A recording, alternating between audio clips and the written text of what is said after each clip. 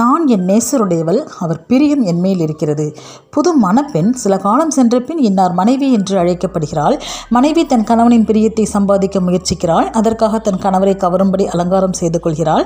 அவருக்கு பிரியமான பணிவிடைகளையும் கூட செய்கிறாள். அதுபோல ஆவிக்குரிய மணவாளனாகிய இயேசுவின் பிரியத்தை நாம் சம்பாதிக்க வேண்டும். அதற்கு அனுதினமும் வேத வாசிப்பினால் நம்மை சுத்திகரித்துக் கொள்ள வேண்டும். இயேசு கிறிஸ்துவின் திவ்ய சுபாவங்களால் நம்மை அலங்கரித்துக் கொள்ள வேண்டும். ரட்சிக்கப்பட்ட புதிதில் இரட்சண்யத்தின் சந்தோஷத்தில் ஒரு விசுவாசி மகிழ்கிறார். வேத வாசிப்பு, தியானம், ஜெபம், விசுவாசிகளின் ஐக்கியம், இவற்றில் மகிழும் விசுவாசி அத்தோடு நின்றுவிடக்கூடாது. இந்த அன்பு வளர்ச்சியடைய வேண்டும். என் நேசர் என்னுடையவர் என்று மகிழ்ந்த அவள் நான் என் நேசருடையவள் என்று உணர்வை அடைகிறாள். தான் மணவாளனுக்காய் படைக்கப்பட்டவள் என்பதை உணர்ந்து கொள்கிறாள்.